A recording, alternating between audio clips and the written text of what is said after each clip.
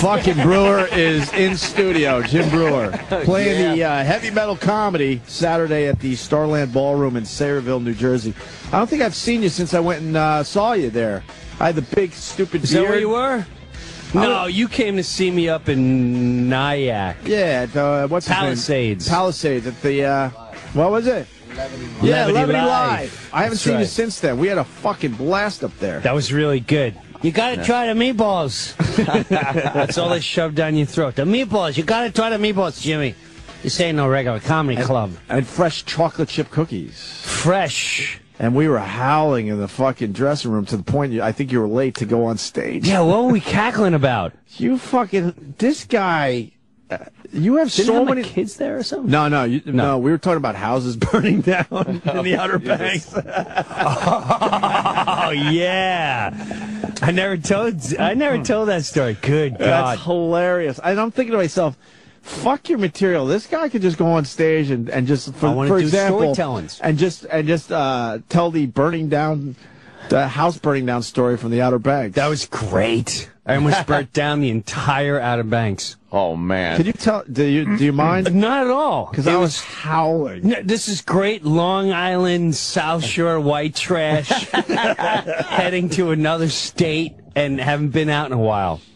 Every year, for like 2 years in a row, I would rent 2 houses down on the Outer Banks, and I'd rent it so far. I'd rent it as far north as possible. So you have to go on the Outer Banks and then drive on the beach. The 4x4 beach. The 4x4. That's where I get my house every summer. Because I have so many heavy drinkers in my family, I didn't need them driving around in North Carolina all night. Right. So we would go at the far north end of the beach where the fence was to get into Virginia. It's at the actual border. Right yes, there. I was at the book. So I have 2 houses, and there's nobody near me, so they get as loud as they want. Matter of fact, the first night, now we had the kid house, and we have the do whatever you want house. Of all people, everyone in the do whatever you want house is usually 50 and over. Right. They don't even get off there. I don't think any of my sisters saw the beach that week. Oh, really? I swear to God. The beach is literally right in front of you. It's 40 yards. It's in front. There's wild horses there.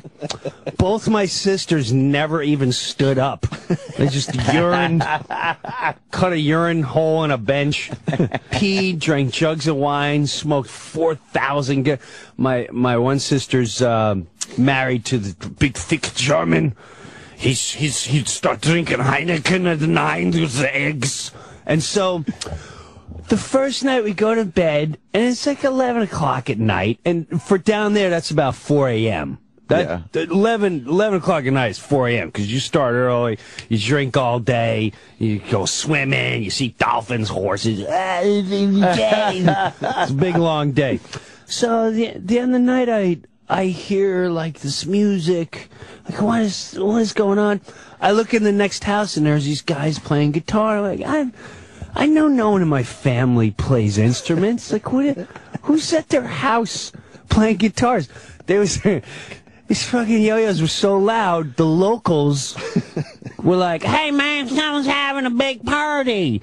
And they came out of the woods. Now you got to see the locals down there. Oh man, this is where convicts live. The houses right next to the ocean are fucking beautiful. Elevators, pools, you name it. But you go in the backwoods, which is right there toward the Bay Area, and it's fucking. They're convicts. I'm convinced they're like making moonshine, and crystal meth, and all sorts of shit. And there's slavery still going on deep in the woods there. Without a doubt, hands down, something's going on.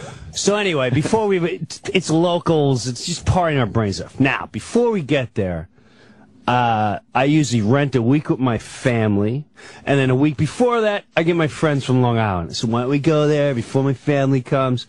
Now, it's 4th of July week. So as we're going down, we stop in Virginia. Oh, yeah. And I think we must have dropped, I'm not even exaggerating, probably $1,000. Easy. For south of the border. Easy. $1,000 in fireworks. Fuck. Now, we get to North Carolina. We're all hopped up for. We haven't had a display like this since 1978's Block Party, Jefferson Avenue, the big fire walk off. This was a huge event. There's no trees to interrupt. This is great. Perfect. Now, whenever you get down there, have you ever been down there 4th of July? No. No, I always go in August. It's better than the Hudson River. Yeah. And it's all local shooting these things all over the water. So it clearly says everywhere. Don't even, every sign, every turn, don't even listen. Don't even think about shooting your goddamn fireworks off. We will arrest you. It is a federal offense. Don't shoot your goddamn fireworks off down here. And they must stay on the ground. No aerials. Well, of course. Now we wait for night. We can't even wait for night. Now we figured before, now we were afraid of getting caught, so we went on the local street. Now the local street on the beach is all sand, so it's impossible. If someone called the cops on you, it's going to take 20 minutes for them to show up. Okay. So we got this plan. There's no way anyone's going to catch us. This is going to be phenomenal. So we go in front of the house where it's just all sand. There's no real roads. And we're lighting off the fireworks. And we're having a fucking hoot. Of course you are. We're wasted on wine. We're blasted shots. We're having a great time. Bringing back the buzz of 79.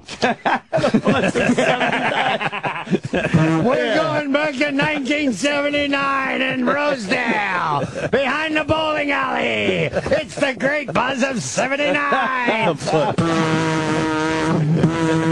We haven't had this much fun since we stole wine coolers from the Chinamen. So we're hooting up, we're shooting off fireworks. Can't believe how great this is now. Great time, yeah. We're like, let's save the biggies for the beach. So we take them all up and we leave them we basically just cover up. Now the wives come, mostly mine, and she's like, you can't leave the fireworks out and trashed out on the street, and you should put them in the garbage. We'll put them in the garbage, but they're hot. We don't want to put them in. Just put sand in them. And oh no! So we take the firework garbage, we put them in the garbage pails, and we throw some sand on them. We're buzzed, so it's probably not as much as we should have. So now we head to the front. Now we go to the beach side, and we're lighting the big ones off. The ones where you need the tubes. Sure enough. I love those. What a great sound that is. It's great, man. Holy shit! Umbrella! That one looked like it was gonna land on us. That's like army shit. That's right. It echoes down the beach. Yeah. So we see the cops coming. Oh shit! But again, it's like ocean water. 200. They're so far down the beach. We're watching them as we're hiding the fireworks. Now we're taking the fireworks and we're putting them under the stairs. There's a little stairs that lead to your house. We're putting under there, and we're burying some. We're throwing others in the garbage. We still see them coming. Sure enough, and we figured, we'll pretend we're caught with some fireworks, you know. Yeah. So he stops, and he goes, all right, I need ID from all of you. So, whatever, we're taking out the ID. And he goes, now, I'll have you know, you going to tell me where the fireworks are, because I clearly saw you lighting them up, or I'm taking each and every one of you to jail. Oh. I instantly panic. and I'm like, listen, man. And before I can even finish my sentence, I have to say, my friend Larry, he works at FedEx. He's blue collar. He's like, listen, bro, I don't know what you're looking for, but we got it. You're coming up negative here, bro. You're coming up here negative. You got nothing right here. You might as well put your pen away because you ain't writing a report. I don't know what to tell you. We all know that guy. I know that guy. We all know that guy. I know that guy. And he's got his own sayings. He's telling the guy, he's like, bro, negative. I don't know what to tell you. Coming up negative. Put the pen away. You got no report to fill in. I don't know what to tell you, bro. So he's sitting there, but he's not buckling under. The cop goes, I'm going to start searching right now. He goes, bro, do what you got to do. Bring the dogs. Do what you got to do. We're right here for your exposal. Right here, your exposal, bro. Oh, shit. So the cop starts looking around. My heart's now we're all looking in areas. Fuck. He's asking us where we're staying. He's like, bro, I was just visiting. About 6 houses down. We're not telling him we're staying right here. All right. So he starts looking around. We're all figuring out where we're going to dart and how. If he sees one. Because if he sees one, there's 6 of us. He's fat. There's no way he's outrun us in the sand. Can I ask you how long ago this was? I'm going to say 5 years tops. So you're well into adulthood here. Oh, yeah. This is a story you do when you're 19, Jim. I've got 3 kids sleeping in the house. I got my baby sleeping in the house. Okay. Just wanted to know. So with that, he finally drives away. He's like, I'm telling him if I catch you, I'm gonna find out what house you're in. He's like, bro, all clean here. We're all clean. We just told you we're all clean. We're not like that. So he drives away. Now we're laughing. We're enjoying how we just got out of it. Got out of the Southern police. Now the homes there have 3 layers. It's literally like a Tony Montana house. They're just gorgeous. And we're looking over the beach. Now my blue-collar friend Larry, his wife was pregnant. Thank God. There's a reason why I say she's pregnant. We're all winding it up, buzzed, enjoying life. She comes out of the house. She goes, I'm really tired. My feet is swollen. I'm getting cramps. My back hurts. I'm going to bed. So, all right, good night. She comes back out about 3 minutes later, very calmly. Guys, there's a really, really bad fire in the front of the house. Oh, shit. Really, really bad fire. But that's how she said it. And, of course, we're like, yeah, sure. One friend's got the, hey, he's got the pipe. It's great. The fire helps the earth and the water. So she goes back in. She goes, no, guys, you really have to do something about this fire. And she's holding her belly while she's saying this. She goes, it's a bad fire. I'm not kidding. So as she says that, I swear to God, in like slow motion, I just kind of look up, and as I'm getting up, I see a glare coming over the top of the house. Oh, shit. And I get up. Now, this is from the 3rd level of the house. And I turned, and through the living room and through the kitchen window, I could see the top of a flame. Oh, man. And shit. And I'm looking. That's 20 feet high, easy. Easy. And I'm looking. 20-foot flames, easy. And we all go right in the front. Yeah. And you see. Oh, no. This fucking thing's about 20 feet high and 8 to 10 feet wide. And it's in the front of the house, like, oh my God! Now it's August, so everything is literally like a matchstick. Everything can burn. There's no. So we go running outside. Now we go run outside. We're literally like dogs. We're trying to throw the sand on the thing. Like, you get that section, and we're taking our shoes and we're scooping sand up and throwing it all over. The girls are taking buckets and they're running to the pool and coming back with buckets. Bucket brigade. Now you gotta remember too, all this is in the sand. So when you run the house, it's a good 100 feet. Oh, so by the time they come back, the bucket's half full. They're out of breath. They need help to come and get them for the relay race. Now the locals are out there. And they're like, you better call the fire department. It's gonna spread to the rest of the island. And as they're saying that, you literally, I swear to God, you'd see one little spark come floating off the tree. Oh, man. And go maybe like 8 feet, and the minute it lands, it would start up. And this thing's heading for the next house, and it's heading for our cars. So I'm going to say we got it about 60% under control. 60%.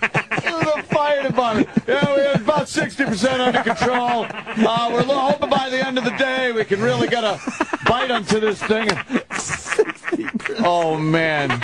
So I'm all worried about the cars. We start getting the cars, and we're moving the cars so the cars don't blow up, but it's heading for the other house. That's what I'm starting to freak out about. Oh, man. And so now we got a hose. Another guy comes out with a hose, and we'll hose it down. 65% under control now. The fire department comes. They put it out really quick. We have to fill out a report. Oh, yeah. Oh, boy. Now, that same day, all right, earlier that day, we started cooking. I forgot about this. As we were cooking, now their gas stoves are on the top deck. So, you know, cooking burgers and blah, blah, blah. And we're in the kitchen. We turn around. The top deck is on fire. It's a separate fire? Yes. The barbecue had so much grease in it, it went on fire. It lit part of the deck. The deck is syringed. So we have this situation, and we have the whole front. Now, the next morning, we get up, and I am not. They had a row of trees and bushes, just all brown or gone. I mean, it's black, brown, and gone. Where we had the garbage pails, they completely disintegrated. So 3 fires now. Right, so they completely disintegrated. No, well, Two fires. But that's from the fireworks that they put in the garbage pails. So now we're panicking, going, you know, the real estate agent's going to come here. Well, sure enough, who comes pulling in the driveway? Oh, my God. This guy pulls in the driveway, and it says, I don't want to say the travel agency. I haven't been back since. They pull up. The guy gets out, and he's before he gets out, he's in the car, and I'm going, oh my God, he's just looking at all the damage. We're in a lot of trouble. This is really bad. He's been in the car for like 10 minutes. He gets out of the car. He looks at the direction of all the bushes where the garbage pails used to be. He comes walking up the stairs. I open the door, and he goes, hello, I'm from the agency. I went, I know. This is bad. He goes, I apologize. I go, you apologize? He goes, I would have got here sooner because I'm here about the kitchen drawer. Your wife called the kitchen drawer's jammed. So I'm looking at him like all awkward. And I'm not sure if he's toying with me. Right. So I said, yeah. Yeah, motherfucker. Let me show you that. So We're paying good money for this house. Paying really good. You know, I've got family here. Right. I can't cook a meal. It's stuck. Can't cook a meal without lighting everything on fire, apparently. So he fixes the drawer, and before he leaves, I go, listen, just want to let you know, the barbecue went on fire. And he looks at you. Oh, this happens all the time. It's not your fault. I said, yeah, the cleaner should have done something with the grease or something. He goes, no problem. He goes, is there anything else?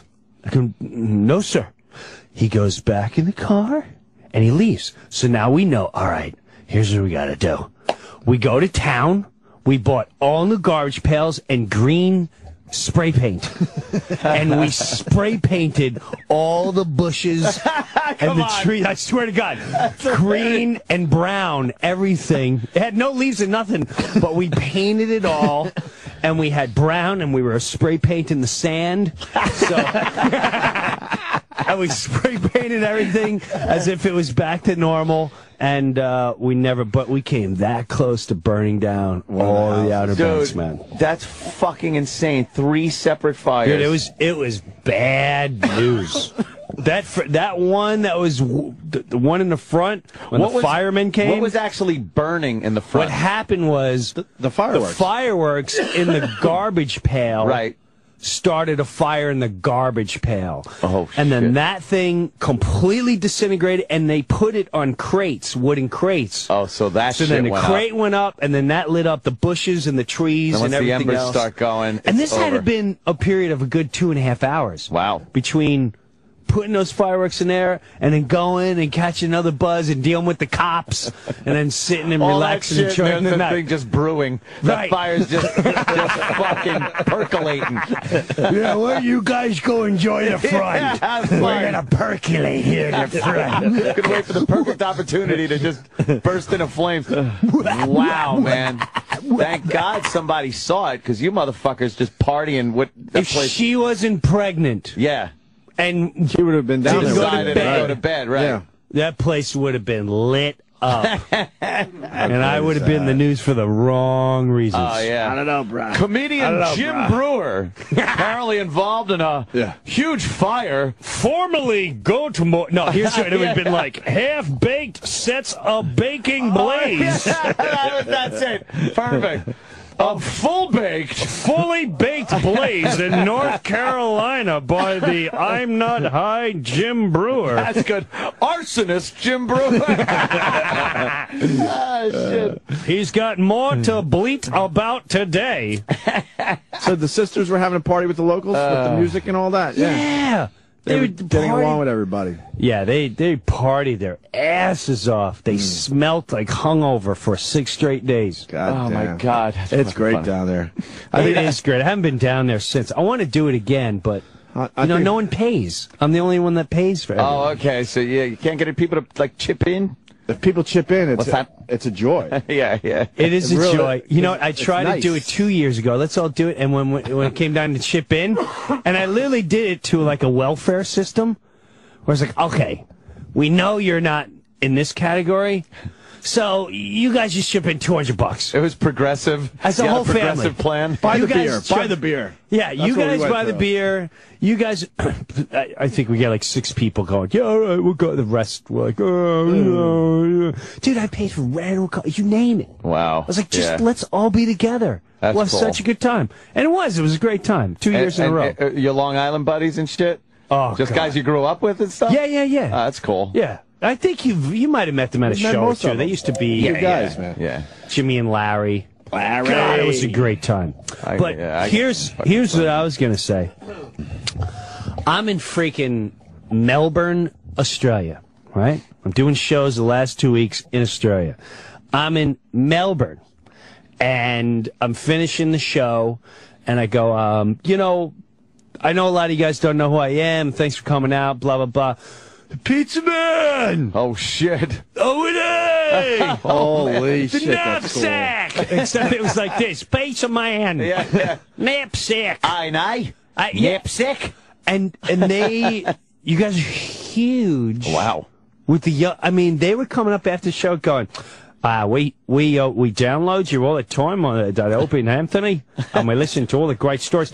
And this is I actually called Opie and left a message on the wrong phone, but the guy goes, we were listening today, and Opie was talking about homeschooling his kid, and they were busting on you because they know you homeschool your oldest daughter. Right. We just did this. So that's what I'm saying. That's is new shit. Yeah, well, that was in that's freaking very cool. Melbourne, Australia. Man. Yeah, I want to ask you a lot of questions about that. Maybe another day. It might be boring for the radio. That but internet. I don't want to throw my fucking kid in public schools, I don't think. You don't need to. You don't need to. You don't need to. Yeah. You got the lifestyle. You don't need to. You know what public school is? Google. That's what we it. It's a said lot less yesterday. experience, and you can travel, and you make your own out. You don't have to wake up at 4 in the morning to get your kid to sit on a bus at 7 so he can deal with some kid that's from another county and shouldn't be there, and he's got a knife on him, and he starts smoking pot in the 2nd grade, and you don't have to worry about head lice every September. See, this that they come all home makes more sense to me. Like, I used to listen to Breuer talk about his kids, like, yeah, whatever. Dude, my kids shit. learn But now about- that I'm a father, you're speaking my language. Not only that, your kid don't, nowadays, do yourself a favor. I'm sure the curriculum was the same way when we were in school. Look at one curriculum of anyone through the 1st through 8th grade, and you tell me they're actually trying to learn anything beneficial that creates any kind of thing that'll help you the rest of your life. And this is what everyone's argument about the social life. I was going to say what about the social life? What's socialism? What are you talking about? What do you think? We lock the kid in a closet? Like, listen, we're going to let you see the sunlight for 2 minutes at 8 a.m. We'll make sure you enjoy it. You have activities. You have baseball. You have whatever sports activities. So there's all I never played high school activities. They were all town stuff. Right. I had the town pool. I played town baseball. Playing hockey. Who teaches your kids? You? Or your wife? We don't. Two of us, really. It's a curriculum. It's all online. Yeah. It's online. And if they if they can't figure it out, you go to you ask a tutor. Like, we have friends that are teachers, and then you start getting blown away how many people actually homeschool their kids. Now, some of them are freaky. You got to weed them out. Some of them do it for whatever reasons you don't want to know. But for the ones like myself, it's just like, no, school's retarded. Do they actually have to sit down and do schoolwork for a certain amount of hours a day? No. Well, yes. What do you mean? Well, no. Here's the thing. Each state is different. No, all right? But your house. My house, no. Just like, for instance, they get up and what happens? Here's what we want you to do today. We want you to get through chapter 8 and 9 in science. We want you to get to chapter 15 in math. If you have problems, go to this site. The guy's online. He actually helps. I mean, it's that easy. You go, I need help with algebra. Bing. What is your problem? Well, I don't know how to. Well, X is the division of a numeral that tells you everything. Yeah. Do you give them pop quizzes? Oh, yeah. We give her quizzes all the time. Now, here's another thing. God, how great would that be? Dude, reading. Why did I have you as a father? She reads. What we used to do was she would read, and the vocabulary was, if you don't understand a word, highlight it, and then at the end of the chapter, we'll look up and we'll come up with funny sentences of what that word and like how I would use it. Right. And so now on the freaking Kindles and everything else, you just highlight the word and you hit define, and it gives you the full blown definition. Everything's at there. Right in your hands. Yeah. Right in your hands. Why not use it? Why not use it? It's there. It's there. And then you don't have to and then you talk to your kid the way, you know, listen, man, my daughter's 13. You're so lucky you got a son. So lucky you got a son. I'm scared about getting a girl, man. She's got the body of, hands down, 15, 16-year-old kid already. And she's that's the problem. And she's 12. Oh boy. Now, a couple of her friends, I shouldn't say couple, but there's a few where you're like, I know where you've been. Really? You know where they've been. Already? And you don't want your kid going there at that age. If it was it's so much different as a boy. Oh, man. You know, she wants to wear makeup. She doesn't have a phone. I'm like barbaric. I'm the only dad who, people, your kid don't have a phone?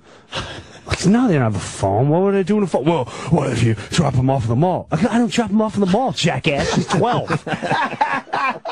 He's dropping your kid off at 12 at a mall, and then don't get mad when she's, you know. Yes. Yeah, Jim doesn't even want to say it. Jim can't even bring himself to say it about another daughter. Yeah. Don't fucking when she. Yeah, you know what the fuck, you know. At the mall. Fucking mall. Breuer.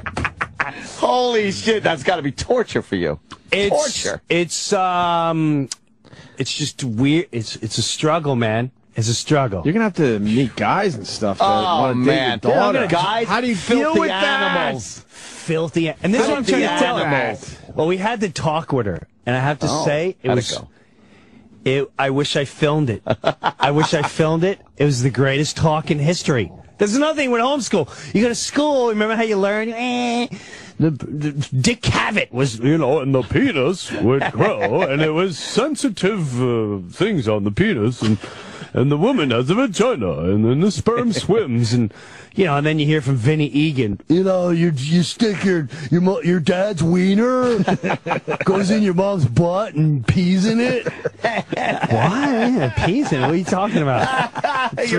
Your friends always had it wrong. Yeah, of course. You got to pee on their butt, and that's how you have a baby. We all sort of thought the same thing. Girls like peeing on their butts. Yeah. Right. What? They do? That's disturbing. Yeah, I said it on the show once before. I thought you needed a condom to get a girl pregnant. Right. I thought there was stuff on the condom. I thought there was stuff on the condom, and that's how girls got pregnant. Right. Because I couldn't figure out why you would put something on your dick. The missing ingredient. Missing ingredient. Yeah. Yeah, so it's... So you had to talk with your daughter. I got to hear about this. It was a great talk. But you wanted to film it. Why? Because we laughed so hard. Because here's what it was. Now, my wife goes very... serious. Godly. Oh, okay. Clinical. Moral. Yeah. Clinical. And she'd say, you want to dress in an appropriate manner. And because you want to show respect. And I'm like, listen, words like appropriate and all that. Let me talk your language. A boy is obsessed just staring at your ass. And she's like, Jim! I'm like, I'm just telling her what she's got to deal with. This is what she's doing. Right. He stares at your ass. Now, you've got a great rump. Oh, Jesus. She's got a great rump. She took gymnastics. I'm already in trouble. She swims, takes gymnastics. Oh, man. I got to watch the black guys around this kid. Oh, no. So, but the point is, so I'm telling him, like, listen, how you sell yourself is who you're gonna get. Boys have no clue until maybe 15, 16, 17, where they actually will go, well, I may never date anyone ever again. I may want to marry her. That maybe 15, 16. Before that, it's just, boy, I'd like to just see what it's like to stick a thing in there, and I'll see how fast it lasts. I'm sure it's going to feel a lot better than the stuffed animal with the hole in it and my sock and everything else, and my catcher's mitt that I put oil on. Oh, goddamn. So... It's trying to get that across now, and she's learning the hard way. One of her friends, she had a crush on a boy, and I was like, listen, you can have a crush on a boy all you want, but I'm telling you right now, you're not dating him, and I'm not going to put you in a situation where you're going to be sucking face with him. So I don't know what to tell you. Now, her best friend, she would tell her best friend, I think, knew she was trapped and went for it. And snagged the boy that she had a crush on. Now here it is. This is her first emotional, like, my best friend came and just took that and the way that, and she dressed. The kid was 12 and she's, she looks like she was in a Motley Crue video. She's working it. Friday night and I need I'm 11 years old and I'm saying tonight.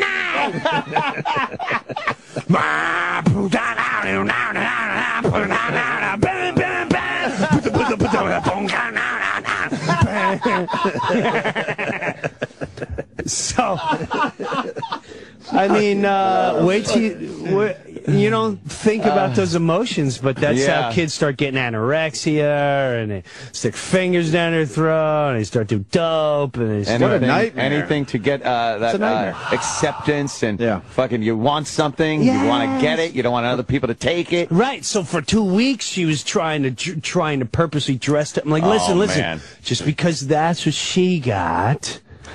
And it all turned out because whatever, I'm not going to get into details, but oh boy, it's just, dude, you have no clue. Daddy Breuer's hilarious. It's exhausting. It's just, he's like, Jim, his whole life, I've watching Jim and stuff, and then knowing him for years with this show, Jim is just throws shit out there and stuff. This is the only time I've seen you tentative with things. You're like, you want to say shit, but it's like, I'm a dad, but I don't even want to think about that shit.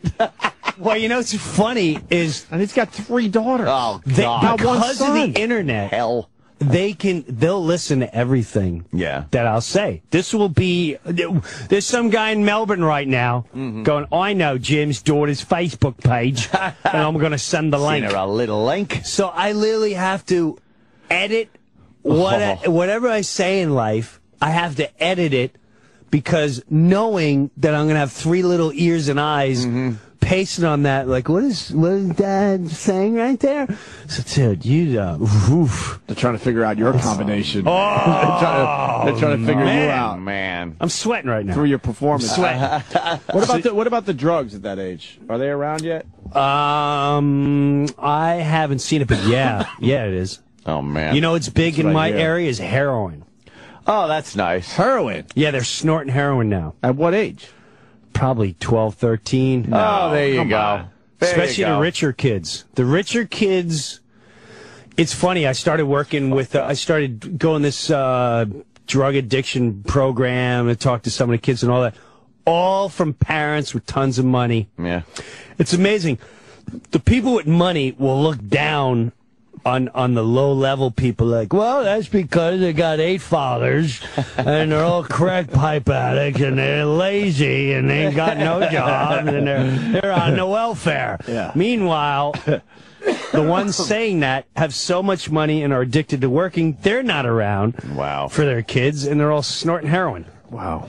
That's fucking amazing. They all had, like, billionaire parents, and some of the parents would roll up on with a freaking town car and a limo to see how their child's, I'm paying great money for the rehabilitation for my child.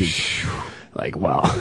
Why don't you go say hello? Yeah, how about you say hi and look at the facilities? Right. Holy shit. Yeah, so, the drugs are there, but I think I'm going to have a good grasp on what they're doing. Yeah. Well, none of that. But you're being a father. Well, yeah, you're taking it seriously. You work hard. You have to take it seriously, but I know Breuer pretty well. But I also sacrificed. You work hard, so I can go through those. What is the word I'm looking for? I went through obstacles. The experimental to see, like a cake testing, so I can explain to them what cakes to avoid. Right. Do you understand? Exactly. Yes. Been there. I tasted many elements, and I can also tell when someone has been eating certain products and cakes and cookies. Jeez. So I'm going to be well prepared for everything they try. We got Jay Mohr on the hotline. JJ. What's up, JJ? Jimmy, what are you, a little lost? Why don't you stop now? Will you stop? What are you, a little lost? Taking drugs? Why don't you go back to, you know which way the jungle is. Hey,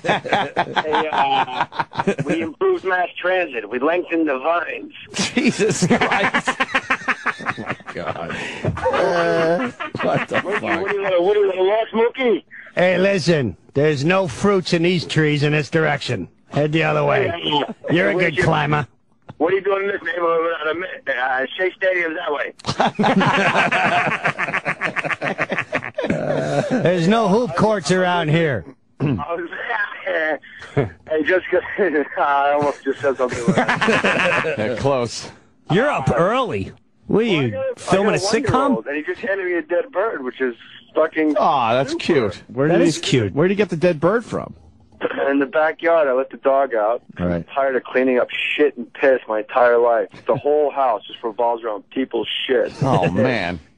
And then the baby comes out. He's in the yard a little bit. It's like kind of dark out. And he's like, I go, oh, what do you got, a little ball? And I go, oh, my God, get it away from me. It's pretty disgusting. Jimmy's show on XM, I've told Jim this, is so good. And but I will say this real quick. People always say to me, like, when they want to, like, slam me, they go, why do you get some new impressions? It's like, well, I don't make fucking celebrities. I can't make more people famous to do. You know what I mean? Like, if Colin would get more famous... He does a good Colin. Oh, of course. Yeah, it's amazing. All right. Don't make a big deal out of it, Jim. Yeah, I did drugs when they tried to teach us Canterbury Tales. Does that count? But then Jimmy, I was listening to an old one. I think it was you and Jimmy Fallon, and I was driving to a gig listening to you, and I realized I think Jim Breuer has more impressions than any of us combined. Yeah. No. Like Jim just, I'm being completely serious. Like, Jim just slipped into, like, Lorne, and then he does, like, fucking Sharon Osbourne and shit, and I'm like, what fucking riff gun do you have that's different from ours? You know what? I'm a parakeet. I'm a parakeet. Yeah. I think in my last life I was a parakeet. So are you, Jay. You know, this is what I was telling Jay. Hey, hold on, real quick. Isn't the way Jim said parakeet? Did you guys all think he said it wrong? No, I was thinking parrot. Parakeet. I was like, parakeet. Parakeet. Is he still doing the racist guy? Paraquat. Go watch out for the paraquat. It's a parakeet, ain't it? Were you there for the big paraquat scare of 1977? There's a bunch of paraquats buying into the next neighborhood. That's weird to me, because I thought we were still doing racist guy. No, but we'll get into that. Oh, boy. Parakeet? But a parakeet. Let's just say there ain't a lot of parakeets where I just came from. Yeah, Jim apparently knows some place that he said I would like. Oh, yeah, we're going to get into that after the that. break, because that can take a while. Yeah. I want to hear about this place. It's wherever Jim's dad is. But here's what I said about Jay. And I should tell his, first of all, years ago, I tell his manager, I'm like, why don't you, here's, Jay, I'm telling you, Jay, and Jay should play. I've got the perfect movie for Jay. He's got to play a movie. I always had a movie idea where it was the ultimate, biggest, fucking over the top, hilarious dick. Only because, now listen to me, let me say. And his journey is he has to be humbled, but he's so funny and over the top, and he gets away with it because he's either got $1 gazillion or he's a super duper rock star. You know, so like he shows up at a restaurant at like 4 a.m. and like, like, sir, we're closed. Shut up. Get the kitchen open. I'm a rock star. And he's got his shirt off. Because when Jay locks into a character, I've never laughed so hard in my life. Who do you see writing this movie, man? Well, I tell you what, I've got this great new deal. Unfortunately, it's with Dane right now and his new sitcom, but I tell you, Jay did a great job at his Mr. Brooks audition. It fucking sounds. Maybe it's because I lobbied for 4 days for Dane to get the part, but good luck, Papa. It's the perfect fucking impression that no one knows. No one knows it, and it's perfect. It's perfect. Jimmy, we do Lauren explaining things to you.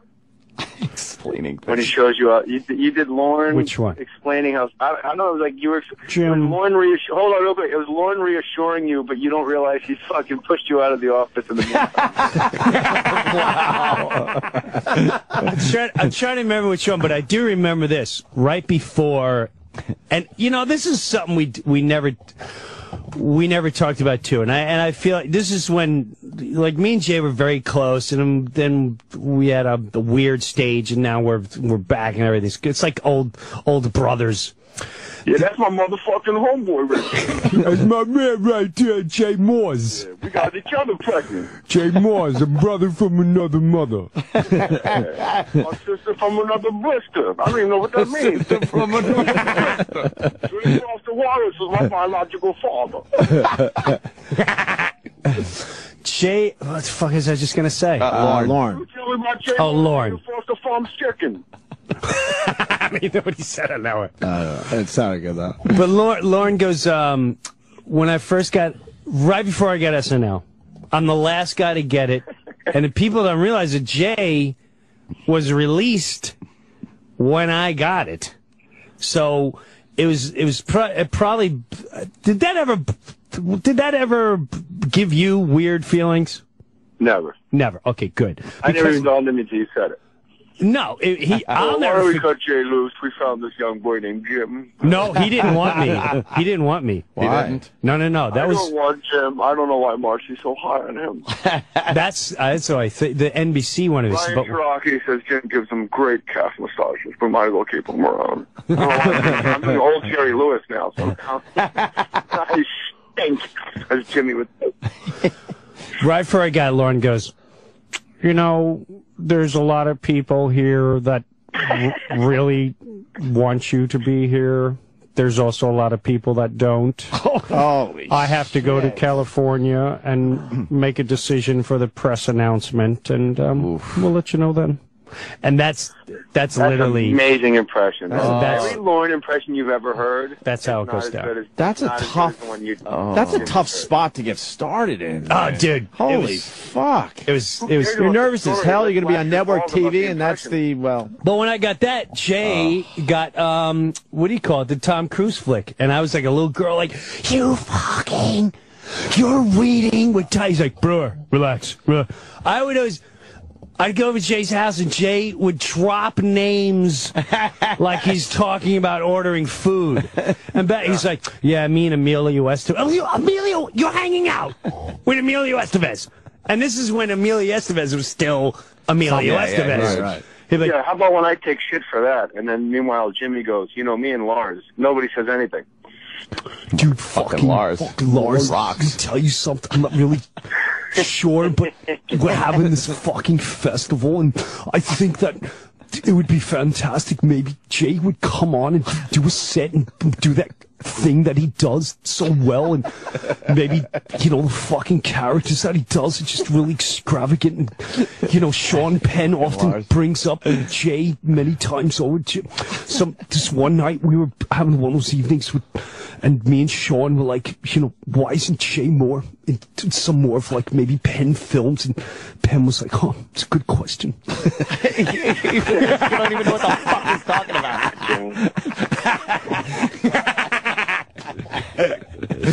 I remember also, I don't think I ever told anybody that. What's that? I was laying in L.A. in my bed watching the first SNL after I left. Because what they do is they say, we don't know if we want you back. Jimmy knows this. Yeah. We don't know if we want you back. So instead of June 5th, why don't you give us until July 1st? And you go, well, all right, whatever. Yeah. And then July 1st, they go, give us till July 15th. Right. And you go, and that's just their way of, like, breaking you down. So by the time, you know, you can't go, well, I want to raise and I want to be on more and I want my own spot on Update. And then by the time, you know, give us till June 1st, you're like, anything, just let me come on, please. And then when they asked me for the third extension, I said no. And then my agents said, you realize if you say no, that's not a good negotiating tactic. If they're not sure they want you, don't give them a reason to not want you. So I said, well, who wants to work with people that can't make up their minds to want to work with you, was my take on it. So I said no to, it was like July 20th. It just kept going. And then, you know, it was like 24 hours after that. They're like, okay, yeah, then we're not going to use you. Wow. And then I was laying in my bed in L.A., and the first sketch of the season without me was Will Ferrell screaming, get off the shed! Get off. And I laid in bed, and I almost fucking cried, and I said, I have made an egregious error. Oh, wow. No, man. I am watching something so special. It's almost like when you hear the Ramones, like, this is so new. This is so now. This is like the wave just crested, and its name is Will Ferrell, and I could have been a part of it. I could have been a running mate, man. And you told them no. You fucking blew it. You got Tom Cruise, Papa. Who's on top of the world now? Holy shit. Off the shed. Wow. My son's looking up at me like, I don't know what a shed is. I don't know why I keep telling me, hey, fireplace. Why would you want to go in there? It's odd. Dead birds and fire. Were you a fucking caveman? Goddamn kids. Yeah. Kids are adults. They're crazy. They really are adults. They're lunatics. And they go look at you like, nope, just thinking. Yeah. Yep. Holy fuck. All right, Jimmy, when you get back in... Oh, by the way, Jimmy, I'll take your thoughts off the air. Jimmy's take on Metallica ruining Guns N' Roses. He loves that. I haven't heard it. Can we do it after the break? I don't know if you've ever done it on our show. It's one of the most salient things. I was driving, and it made, like, I still think about that shit. I know you are. And the reason why I know that is because, I don't know if you said it on a podcast or a radio thing, but some guy came to me, he's like, Jay Mohr just was on some rock station. He was talking about how he was listening to you and what your take was on how Metallica ruined Guns N' Roses. Wow. Yeah, I watch your balls all the time when you're not around. Yeah. He literally... It was a revelation for Jay. Well, I got a lot more for you, Jay. We'll do it on your podcast. Okay, I thought the whole point of satellite radio was you don't have to hit the posts. Look at me sweating. I got the mayonnaise. Let's go to Rape Kit and Crawl Space. Rape Kit and Crawl Space. My favorite show. I want to hear this Metallica breakdown. Oh, man. All right, well, I love you, Jimmy. I love you. Hey, man. Thank you, Jay Moores. Opie, my man. I'll see you, baby. More stories. I'll see you in like 2 stories. weeks. About 2 weeks, yeah. More stories. More a podcast. stories. I'm a fan of the Fucking more great. stories, I got to say, on Jay's iTunes. a natural. Jay's on our channel this weekend because Jay gave us a few hours and we broke it down so people could hear it I on. started my own label. I left Smodcast. I got my own label starting tomorrow. See? Look at that shit. Smart Very man. nice. You know what? We might have to talk. It's the wave of the future. We're gonna have to talk. Wave of the future, Jay. Might have to The talk. future. The future. We see the future. The podcast will be a thing that will... Everyone will have a podcast in the future. The future. They already do. I know. It's the futures now. All right, Jay. But we're the big Thanks, get. man. We're the big get in the podcast world. All right, more. More stories, everyone. Thanks, Jay. Later, Jay. Boy. Brewer's here, fucking killing it as Saturday usual. night, Starland Ballroom. Yes. That's in Sayreville, New Jersey. Sayreville. Yes, and Home of JimBrewer.com. Bon Jovi. Jim Brewer does a very good God, that job with his fucking site. Woman. The tanning lady. Ugh, that's weird. It's disgusting. Yeah, It is disgusting. What I thought she was trying to. I thought, honestly, I didn't see the whole story, and I saw her mother getting arrested. I thought it was because she colored herself in blackface. Did blackface Yeah, that's what we thing, said. right? Yeah. I really thought Yeah. she was that she tried to do a joke and colored herself in blackface, and she got in bad trouble. And I realized it was over tanning. I still don't know what it is. She looks 'cause I like don't watch someone the dying news. of like ricin poisoning. Yeah, what- Like somebody fucking Yeah. stabbed her with a piece of ricin and she's laying in the hospital Yeah, yeah. rotting. Well, she can't possibly think she looks good. Like, She what- probably does think she looks What good. is that about? Look at my tan. Is that hoarding shit, OCD shit? What is That's it? gotta be some kind of OCD. She looks in the mirror and probably sees like a pale person. Jesus. I need more tan. Wow, David Tellig's terrible. Osama bin Laden. He grew a beard. It looks awful. Oh, we're gonna blow up some buildings. Growing up buildings. Lived in a cave many years. Listen up, people. Okay. I understand. I'm hated. Okay. We got a giant purple suit to buy. That's what he said about best lines Patrice. ever. When we're all depressed, fucking pretty much everyone has tears in his eyes. He broke the ice by saying, what was the exact line? It was, yeah. Come on, people. We have a giant purple suit and a coffin to buy. Fucking hilarious. He got us through it, man, because Yeah. it was rough. It was rough man. until Attell said that. We all fucking started lost getting our better. shit when he said that. It was, You got the actual line? That's funny. That should be on a hot button, man. Yeah, that's a great one. You should find that fucking Fucking thing. Attell is brilliant. He Absolutely. is so fucking So funny. funny. That asshole. He's like a, you know what he is? He's a funny sniper. Yeah. A Yep. funny, Just bam, like, you fucking like when you need, you're like, there's no way we're gonna get out of this situation. Get us David Tell. Comes in. This is the guy you bring in here. We're in the middle of something tragic. We just lost one of the greatest comics that's ever been here. This is what you bring. Okay, people. Takes a long drag of his cigarette. Okay, let's get a purple suit and a coffin, people. hilarious. Fucking love him. We're going to continue with Brewer. We got a couple Yes. things. Metallica ruining Guns N' Roses. The perfect place for Anthony to live. I didn't forget. I want to hear that. You found a place where Anthony should live. Yes, this is his home. Oh, This is cool. where he's retiring. I'm looking forward to I'm hearing telling it. you, Yeah. you're gonna love right. this, and you have a motive to be there. Oh, good. Great. Cool. Can we play Cloud Guy again? I love I really What's want. Cloud Guy? What is This guy's fucking... It's just a guy that thinks he could use telekinesis to reshape shape clouds. but it's how he talks. I That is love these guys. Oh, yeah, just a hilarious. fucking kook. I love these. Listen guys. how he says square and cloud. I love it. I love He's it. getting into it. It's the only reason we're playing this again. Can't wait. To This is a weather control, psychic cloud control video by T-Chase. See this cloud? I make videos where I'm able to control clouds by my psychokinesis, psychic power. I'm making this in, recording this September 2010. See this cloud? I'm going to try to turn this cloud into a square-shaped cloud. Make this cloud into a square-shaped cloud. by psychic power, turn it into a square-shaped cloud. Cloud, become a square shape. Cloud,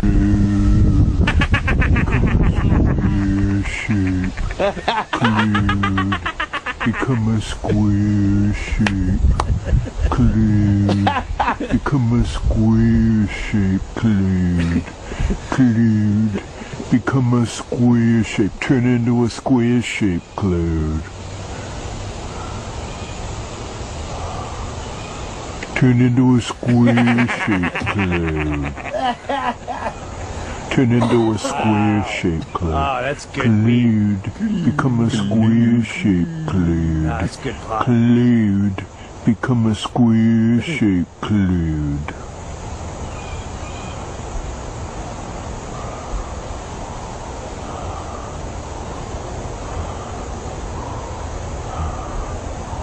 Turn into a square shape, cloud.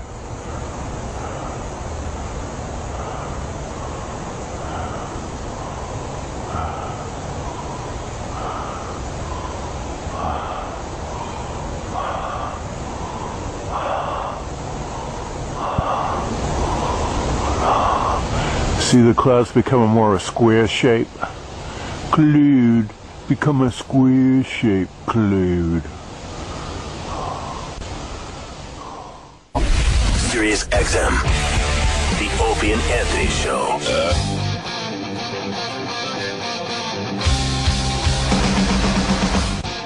It's always been that way, but no one told us before now. New problem. I don't like that. No, that's a bad fucking I don't new like the problem. sound of that. We need to talk to Blatter immediately. Not stupid Gary, not stupid Rob, Steve Blatter. We got Jim Breuer in studio. Jimmy is going to be at the Starland Ballroom in Sayreville, New Jersey this Saturday. Warming up for the Metallica shows. What? It's warming up for the Metallica shows. Man. The Orion Festival. Orion Festival.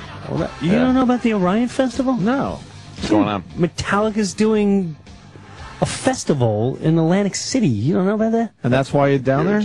Well, I'm playing that festival, and I'm hosting the comedy tent, but I'm also doing, next year I'm going to start touring, I come out and do stand-up, and then we do the rock comedy freaking thing. It's going to be big, ridiculous, over-the-top 80s metal-looking show. Holy shit, that's awesome.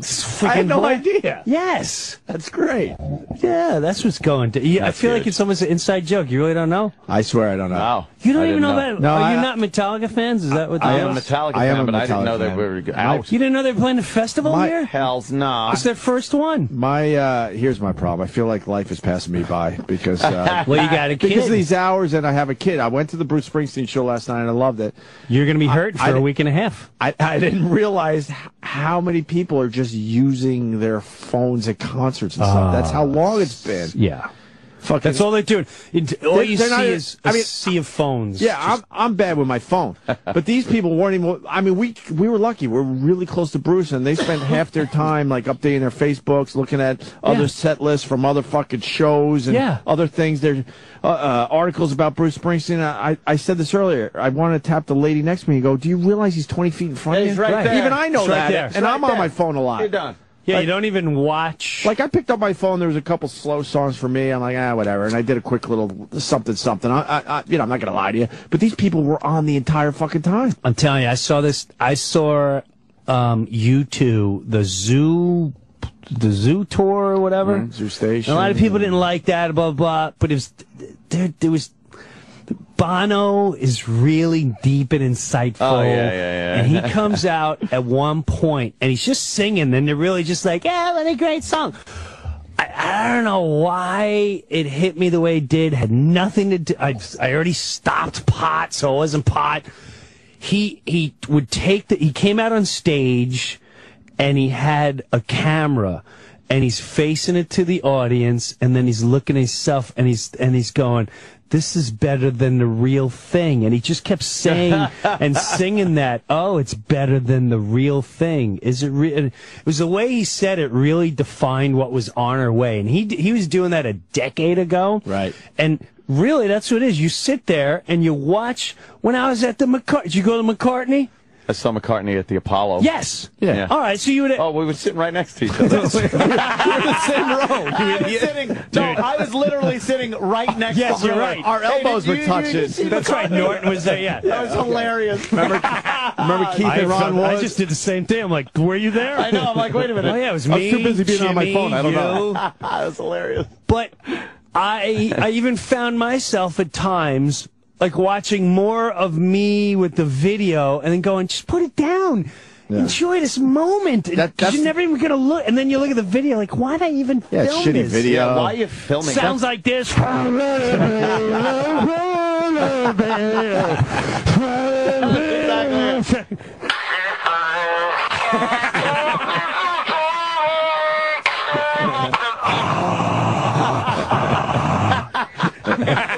terrible. And that's the yesterday guy right there. Yes. Just watch. You're not going to get this chance anytime soon. Yeah, to be this close to the yesterday Put it guy. in your fucking memory. Right. But at the show last night, God.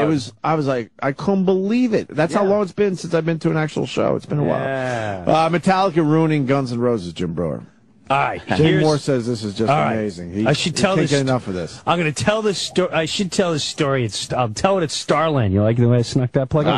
Nice. Saturday night. Starland Ballroom at the show. Sayreville, New Jersey, Saturday night. So here's, I'm telling you, it's more than, here's when Guns N' Roses went down. When Metallica and Guns N' Roses toured together. Do you remember that big tour? Yeah. Now, I don't even, What year was that, by the way? I'm sorry, just for a reference point.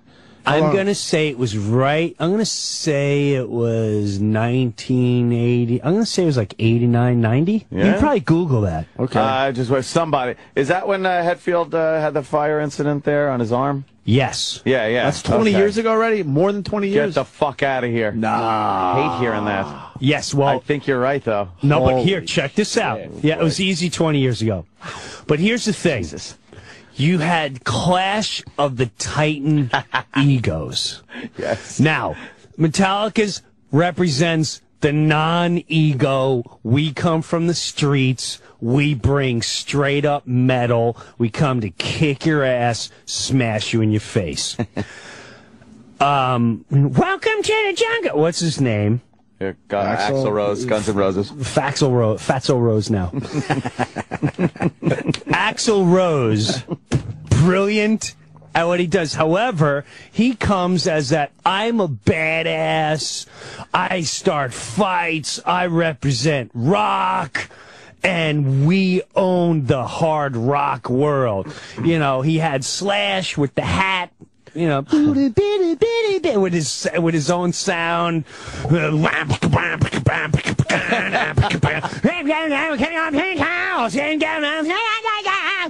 Now, the biggest tragedy they could have done was Metallica, and it was like, this is the greatest, and it was the greatest rock duo. Two huge fucking bands. Huge at the time. The biggest bands at the time, right there. Hands down. Yep. You have Metallica and Guns N' Roses. Here's what the problem was. They'd made Metallica go up first. Metallica goes up for an hour, hour and a half. And I'm going to go out on a limb and say this is pre-Black Album. Wow. This is I think you're right. Black Album was what, 92? No. 91. 91? 90, 91. 90, 91. All right, so maybe just because before. I just moved to New York and I must have listened to it. I breathed it. I was like, sad but true.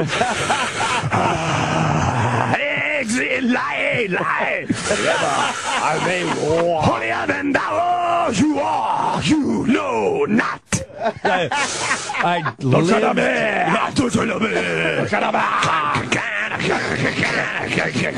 Holy fuck. God, I love it. So anyway, lived and breathed it. Now Metallica goes up pre-Black Album. They go out there with their jeans, shirts for an hour straight.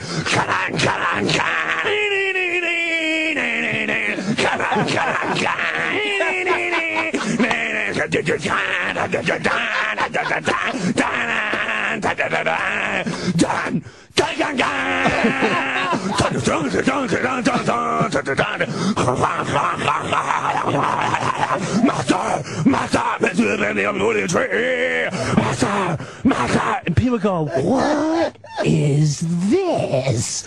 Even if you didn't know what they were, you were going, what is this? Horseman intro a nearer. Come to take your life.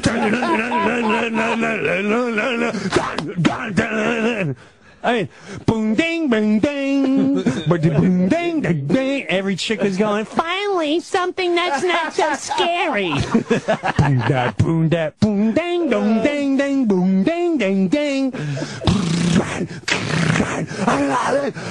Now, people like all pre-black, by the way. All and we all know those riffs. Pre-black. Yeah. God damn it. Searching sequences.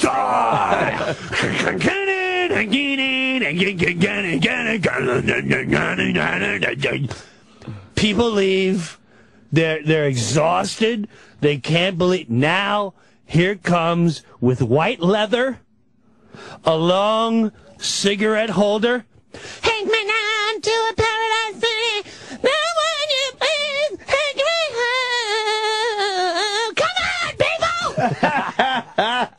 Come on! I'm not going out there for at least another hour. You tell them they'll have to wait for me. I'm Axl Rose, and we shall not go on to 11 o'clock at night. To wait for those Metallica people to leave. Even my own fans are turning against me. His ego was he was played. He looked like an idiot. He looked like an idiot. In his own house. In his own house, coming out. Back then, probably more Guns N' Roses fans, obviously. Going Absolutely. To that show. And they all went, wow, he just got exposed. Right. Just got exposed. You can't follow that with...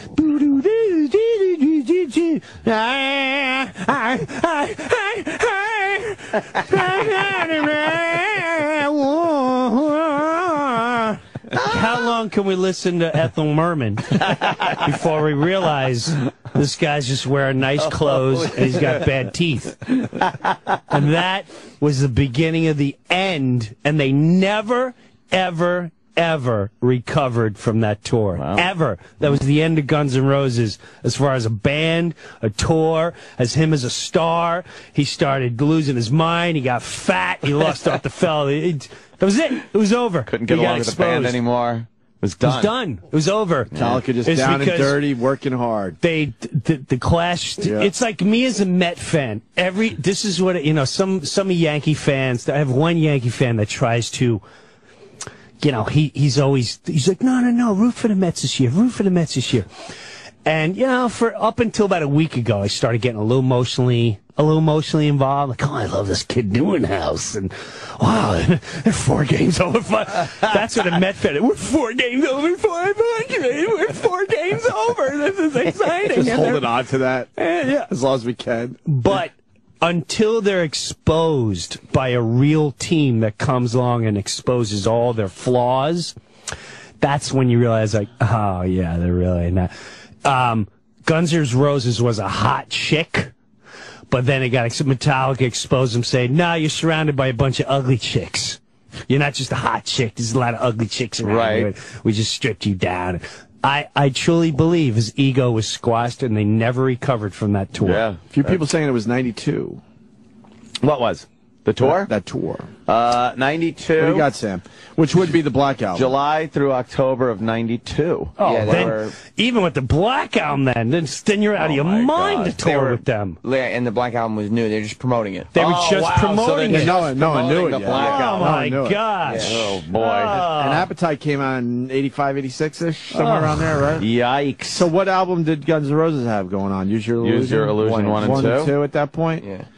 And the Black Album. Well, that was an ego-driven fucking project, too. That double album. Faith No More opened? That's what I'm hearing from Tom the Mechanic. Yeah, Faith No More. They opened. wanted Nirvana to open, but Kurt wouldn't do it. Why? Because he's smart. Because he's smart. No, he's smart. I don't want to follow. Yeah. Me as a comic, I know if there's a guy that's just, he's kicking, I'm not going to say, I'm just going to say, nah, man, I'm doing my own thing, which really, I know I can't follow this guy. This guy's going to beat the snot out. He's going to make my life difficult. He's going to murder. I can't do this. I can't do this. Wow. Yeah, but Guns N' Roses, I was surprised at the time they went with that double album shit, too.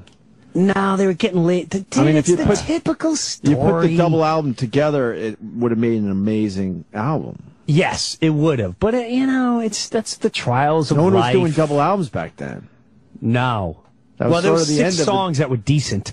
6 on the 2 of them. What'd you have? We don't need your Civil War. We don't need your Civil War. Had Axl yelling at some producer that nobody knows. Dude, I'll kick your ass. I'll put you in the ring. And I'm like, who's he yelling at? Who's he yelling at? His neighbor? A record producer? Who cares? What are you yelling at? Guccione's son or something like that? I still don't even know. Who cares? Yeah, that's funny. What about November Rain? November Rain. It's a nice song when you're in the backyard or it's in the end of the night. Yeah, I loved Patience. All need is patience.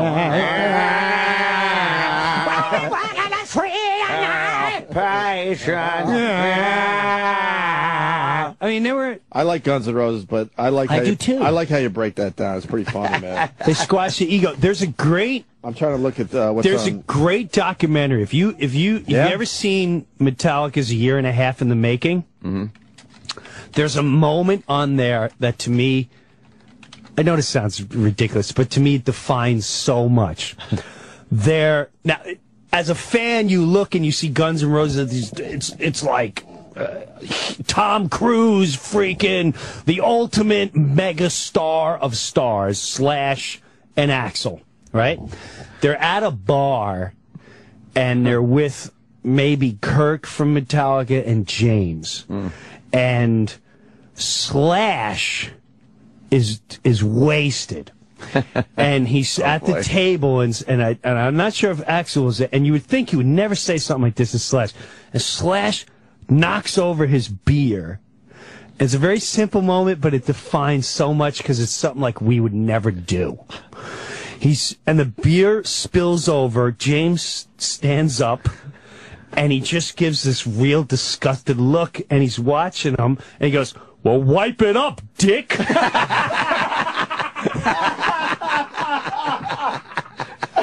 And that's great. I just watched that moment like, wipe it up, dick. That just shows like we don't care who you are. Right. Just get your act together. Beer up, dick. Yeah. And it was just one of those. Holy shit. I don't care who you are here. I don't care you're on stage. You coming to play, you coming to play. And it was, where any one of us were like, "Oh, don't worry." Yeah. Slash spilled his How cool is this? Guy's a rock star. There's a beer, he put beer in me. And he's going, "Well, wipe it up, dick." I gotta fucking see that. Yeah, right on. It's hilarious. It's in a year and a half of the making. It was, and there's also a moment on there where you could James, he's got a, there's a poster of Winger. Oh, shit. And he's throwing darts at it. But he also gets the rider to Guns N' Roses. They were like in the wrong tent or whatever. Oh, shit. And they had the rider to Axl Rose rider. And all the shit that Axl demands. And he backstage. Reads it off on the documentary. And you're just like, wow. And it made you realize like they're never going to recover from this. Stand them. After what they realized, fucking stand up. I'm here to play music. You're here to drive a limo. Leather pants and kangaroo is what you want. I got my leather pants and my kangaroo, 'cause I'm so damn successful. Yeah. Hence the end of Guns N' Roses as we know it. That was it. So there's my I love it. take on the end of Guns N' Roses. We got Dana White checking in from the UFC. Oh, shit. On the line. Dana. Good morning, guys. What's How you that? doing, man? We were hoping to see you in studio, but we're hearing you just flew in. Yeah, I got here really late.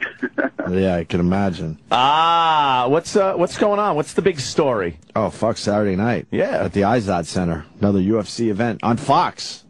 Yep. Wow. It's our Fox event. Yes. We're over at the Eyes. You guys coming? I absolutely am going to go. I have ridiculous I'm things going on at my house. I can't really get away. Before we talk about Saturday, I just got to tell you that last pay-per-view was awesome. I'm not going to lie to you. I don't get all of them. I get one here and there.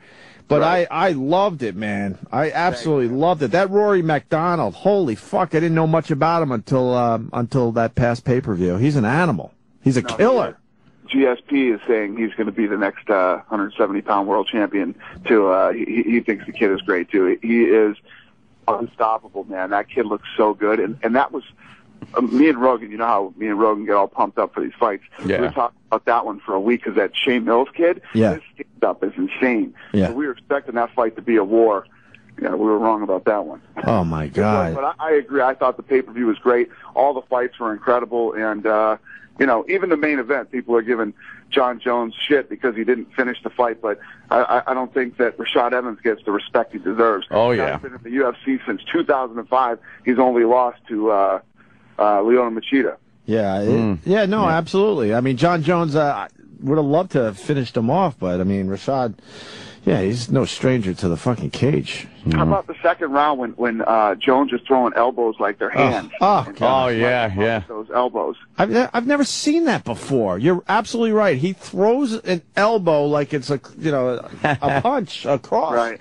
Exactly. And usually... No, he doesn't throw like that. He literally comes across, like, all the way across. We got Jim Breuer in the studio. Like he's swimming. Yeah, you got to deal with elbows and knees when you're fighting John Jones. Yeah. It's unbelievable. Yeah, he's unbelievable. He is. He really is. No, I liked it. You always want to, see a knockout or whatever, but I absolutely liked the main event. Well, that fight had everything that night. You had knockouts. There was a submission. There was an absolute war. You remember the fight between who was the fight that the kid from Canada, Hominick, Mark Hominick. Oh, right. Yeah. And Jaeger, that kid from Hawaii. Yes. The short kid and the tall kid. That fight was unbelievable. Yeah. Do you worry about all the blood? No. No, because I know you're trying to get sponsorships and you're on Fox now and stuff. That one fight, the blood, I was like, wow. Yeah, Jaeger and Hominick, that fight was a war, man. No, that's part of it. When guys, if you look at the overall sport, when you think about it, do guys get bloody? Yes, this, that. There's so many misconceptions about the UFC. There's never been a death. There's never been a serious injury in the almost 20-year history of the UFC. So you're going to have some blood. Yeah. No, that's cool. I don't mind it. It adds to the whole experience. Yep. So, with that said, Saturday it's IZOD Center, UFC on Fox. You got Nate Diaz and Jim Miller. Yeah. I thought you were saying it. That's what you're asking me. Yeah. No, yeah. We got a great card. Actually, the co-main event, Hendricks versus Koscheck, is going to be a sick fight too. We're starting the show off with Pat Barry and LeVar Johnson, two heavyweights. There's no way in hell that fight's going the distance. Oh yeah. And the Nate Diaz Jim Miller fight sets somebody up for a title shot. I don't know if that fight goes 1 round or 5 rounds. It's going to be a fun fight. That fight should be a war. Oh yeah, definitely. Yeah, people love the Diaz brothers, man. Oh, absolutely. Absolutely. The Diaz brothers. Yeah. You watch the UFC, Jim Breuer? When I gotta wait till the kids are in bed. Daddy, why is he bleeding? I'm going to bed. Go to bed. Yeah. We were talking about a UFC fighter taking on a lion today earlier on our show. I forgot you were calling in too, but it just came up because there's this viral video that's out today. So we started thinking about what you would do if a lion attacked you, and then I'm like, you know what? That would be a great pay-per-view. And I know some of these guys would absolutely go for UFC guy. I know this is a complete guy would go for it, but I know this is a complete fantasy world. Not gonna happen. Trust me, Dane. Against I know that. a hungry lioness. Yeah. No way. What's funny that you guys say that. Fox did a commercial about that. Frankie Edgar from New Jersey. Yep. He's walking with his girl at the zoo, and a lion gets loose, and he chokes the lion out. Oh, really? Yeah. I haven't seen that yet. Oh, yeah. I haven't seen that one. It's really funny. We've had Frankie in, too. Yes. Oh, that's all right. There's the scenario. Oh, yeah. Okay. Yeah, we were wondering if the lion would lay off if the guy tapped. But I don't think so. I think you tap the lion on the shoulder, and it's like, he's still going to eat your face off. Yeah, I think he just might do that. Yeah. So what are you doing in New York for a little recreation time? What do you do? This guy doesn't relax. I got a full day of PR today and tomorrow, and tomorrow the weigh-ins and everything, but doing a lot of stuff for Fox, for Fuel TV and for Big Fox. Man, you are a businessman. Yeah. You are a fucking businessman. I love this guy. And it was cool because the UFC cameras were in here, and we got a little taste. Yeah, that worked out very well. Little taste of fame. I like that. Yes. We had Rashad Evans punch Jim Norton. Huh? Poor You guys Jimmy. see that episode of Primetime? Yeah, we were on it, man. There was a nice 2-minute piece about Rashad Evans coming in into our show, and he punched Jim Norton, and they put it together nice. Yeah, that hurt Jimmy. No, that's a great show, man. It really is. It's a good show. If you're a fan or have never seen the UFC before, when you watch the Primetime, it kind of tells the story of the fight and gets into these guys' lives and who they are. And it's a fun show. Yeah, you think John Jones? Hey, I heard one of my guys who lives in Boston was hitting me up and told me one of you guys were a big blackjack player. Oh, no Is it shit. Anthony? Yeah, that's Anthony. Yeah, that's me. I love blackjack. I play blackjack, bro. I play 4 nights a week. I'm a complete psycho when it comes to blackjack, man. Oh. You got to come out and play with me. Talk about psycho. I'm the guy that sits there going, oh, really? Really? Can't even win with a 20 at this table. Can't even win with a fucking 20. Really? Blackjack? Really, dealer? Oh, man. Dana, we've all watched Anthony at the blackjack table. You sure you want to play with him? Where do you play out here? In Atlantic City? Usually, the Borgata. Borgata's nice. They put me in the nice high stakes room. I usually play 2 or 3 hands max, table max, 2 or 3 hands at a clip, and I'm a fucking animal. My security guy, Keith, he had to bring a pillow for me to punch because I was just laying into him. I would punch him in the arm. They're like, motherfuck! Mr. Cormier, could you keep your language? Yeah, it's not you. It's not you. It's fucking cards. It's cards. It's not the dealer. It's cards. I'm yelling at the cards, okay? Okay? Now, fucking dealer, give me some good cards. Chill out. He wants to play with you. Oh, no, I've gotten much better. I was much really better. bad He at one doesn't point. go. No, I go. I'm just. Are you? Is Dana White high stakes? Oh, I bet he is. Are you high stakes at the table? Yeah. There's nothing like having $6,000 on the table on one hand, and then having to split. And then double, and you're just sitting there going, "Oh man!" And you realize you're up to like $30,000 on one hand, and it's like, no, that's true. I hope this fucking works. I hope, and it's like, oh, cool. Dealer is showing a 4, so that's kind of cool. All right, 4. Oh, 14. And there's a 7. Oh, thank you. Bring them right back. Wow. Oh yeah, there's been some episodes. Dana, you play 4 nights a week. What, when you're in Vegas? Yeah. If I'm in Vegas for whenever I'm home, that's fucking I cool. usually go. I'll go out around 10 o'clock or so and go play. That's fucking righteous. I would love to sit down and play some fucking. Can you imagine blackjack if you lived in Vegas with Dana? You'd be in trouble, man. No, believe me, they're talking about opening a casino up by Belmont racetrack, and I'm looking at it going, I might have to move further out east. Yeah, it's like, please don't do that. Please don't build that there. I like my house. Yeah, no, I love the game. Next time you come to Vegas, man, let's do it. I'd love to, man. That would be a lot of fun. I like to play with somebody that plays a lot. We're talking about going out there for the July 4th weekend UFC thing. Yeah, might be doing that. That looks like a good card. Anderson Silva versus Chael Sonnen. That's the big one. That's the big one. Hey, Dana, we got to fly. I know this is a quick. You want to say hi? Do we have tickets to give away? 4 pairs. Really? Oh, wow. Hey, man, if you want to see UFC on Fox, but you'll be there live at the Izod Center in Jersey Saturday at 8 o'clock. Nate Diaz and Jim Miller. Call us now. 4 random callers. Get tickets. You got to be in the area or have a way to get to fucking Jersey Saturday night. Cool? Cool. Cool, man. Have a great day. Dana, come in and see us soon, all right? It's easier to do when we can see your face. Yeah, no, I love it, man. I love coming in there. All right, good. If I didn't land at 3 o'clock in the morning, I'd be sitting there right now. I understand. That's cool, man. Dana White, friend of the show. Thanks, Dana. Later, guys. All right. I'd love to see that live. It's great. Yeah. Is Rogan part of all of them? Or? Yeah. I don't know. Is he doing the Fox Oh, ones? yeah. He's their announcer, man. Yeah. He's good. He's figured it out because he figured it out where, when he's doing a UFC event, he's also doing his comedy that weekend. Dude, that's awesome. He has found his, if ever was a guy that would have found his love in life. Yeah.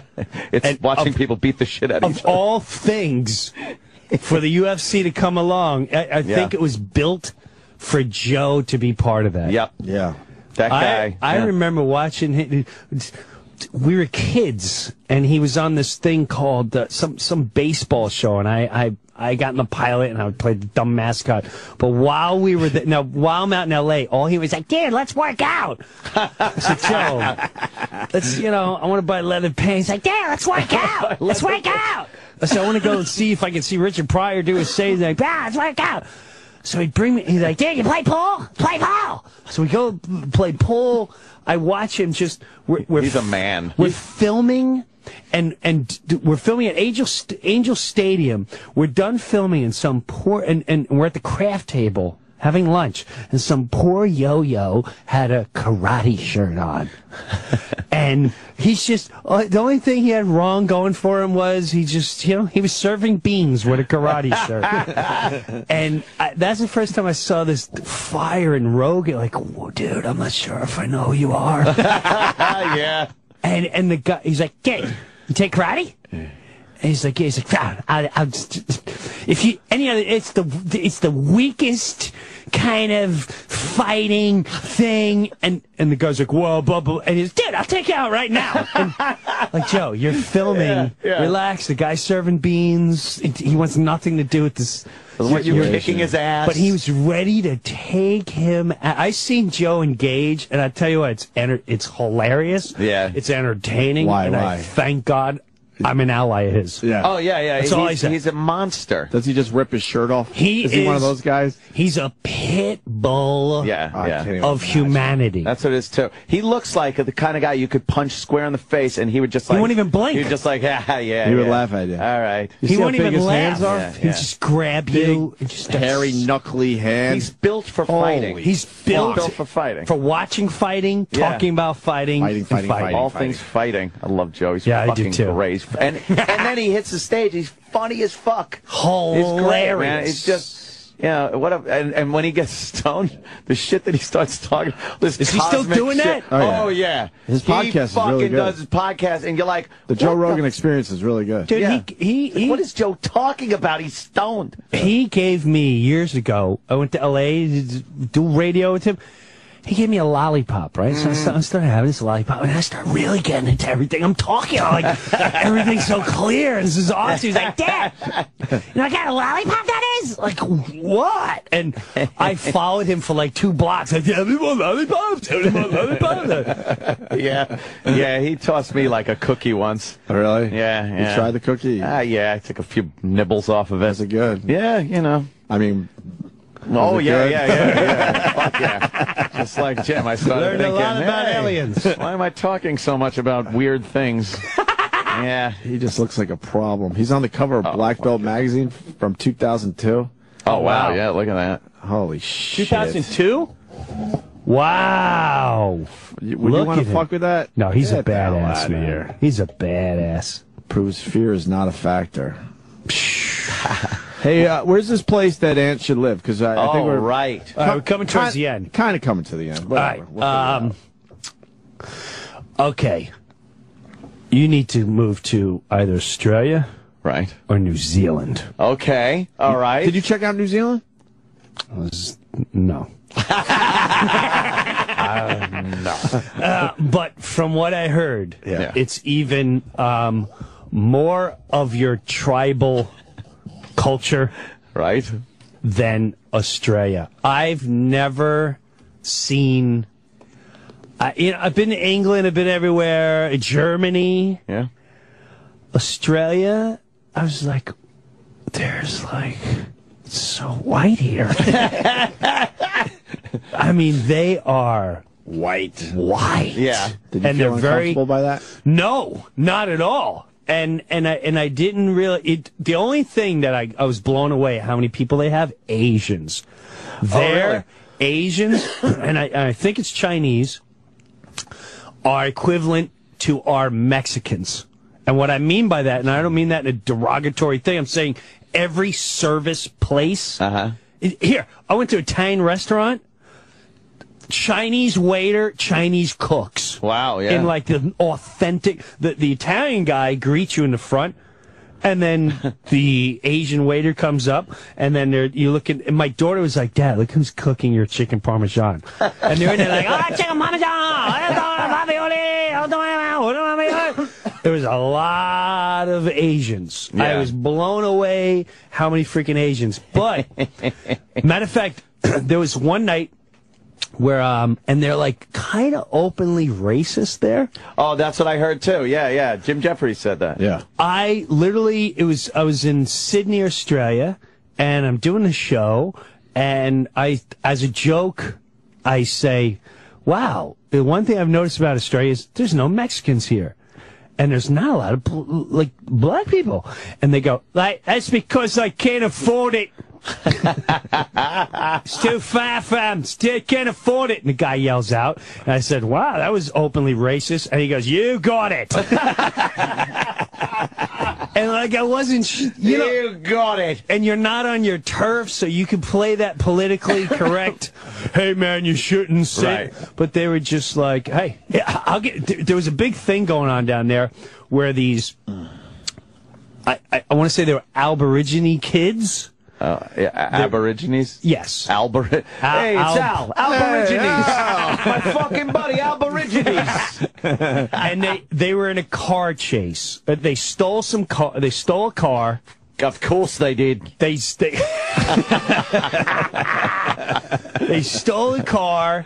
They went on a high-speed chase. The kids then led them to a very populated area, drove down the street, hit not one, but two women. Oh, shit. Dragged one woman under the car. The cops, shooting at the car. They shot the one kid through the neck, and they shot the other. They just kept shooting. They dragged the kid out, and as they're dragging him out, they're taking swipes at him, and everyone's videotaping. They dragged every single one of them out. The one cop is trying to bring the one kid back to life. That's on video. You probably look it up. Just say. And people started in the community where they lived protesting about what a bunch of monsters the cops were for the way they reacted. And it was such a play of politics and the way the media spins it and the way people videotaped it. Right. Where I give the police guy a lot of credit because he came on and they go, why didn't you shoot at the tires? And he goes, first of all, when we draw our guns, we're not drawing to stop someone. We're drawing our guns to kill them. What you're not even mentioning, in every protest, we're like, what do you innocent kids, they're 14 to 16. Like, what people aren't saying is that when you're in a hightail chase, to me, I consider that attempted murder because you're putting innocent lives in danger. And basically, he ran over. No one's talking about the woman stuck under the car. How'd you like to be the lady coming out of a grocery store and she's run over by some thugs that stole a car that don't belong to them? How about we prosecute the parents that weren't there when the kids took the car at 1 a.m.? Why are children out stealing cars at 1 a.m.? So as far as shooting at them, no, I don't have a problem for anything that's been done. And people are like, we should hang him. They should be prosecuted. But at the end of the day, I was like, yeah, that makes all the sense in the world. And to rip the whole thing up, they're fucking black. and the community was more like, we almost wish they weren't black. Right. Because if it was the way, no one would have batted an eyelash. Yeah. No one would have batted an eyelash if there were these young white kids. Shoot at the tires. I thought I was shooting at the fucking tires. Get it? They're black. Get it? Oh, my God. But I didn't know this about Australia. They were pretty much all white to the late 70s. They didn't let anyone in their country. Nobody was allowed in. And then they opened up their borders. This is what I'm gathering from the streets of Australian culture. Yeah, after 1 week there. After 1 week, 4 billion Chinese invade the place. About 2 billion Indians. Yeah. And now the Sudans are trying to get in there. Oh, man. And they have their own Aborigines. Yeah, they have that indigenous Aborigine. Right, but they shoved them way in the north. Yeah. They turn out to the American Indian. Yeah, here. you guys live in the woods there. Eat your bugs. Have a good time. We'll be over here. To your lifestyle, I believe. Like eating bugs and sticks and whatnot. We like buildings and flying.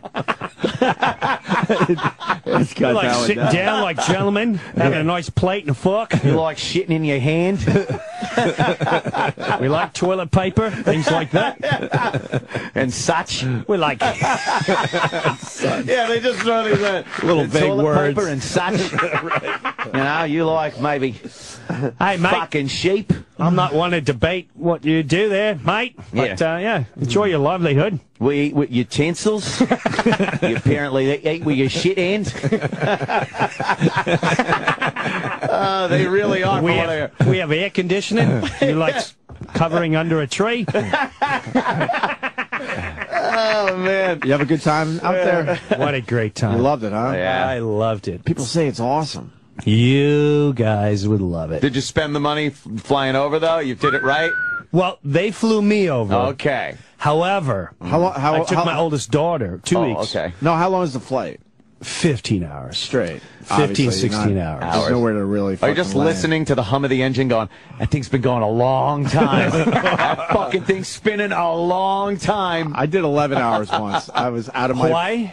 No, I went over to Greece. Oh, wow. About 10 some odd years ago. And fucking, you see water for hours upon hours. That's the only thing. If you're going down, you're going down. It creeps you out. done. You're like, there's no chance they can figure out a move. Nope. You're over an ocean for hours. Ladies and gentlemen, we seem to have engine trouble.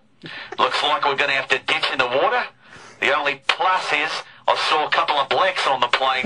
Get it? Get it? And all I could say is the great whites love deck meat.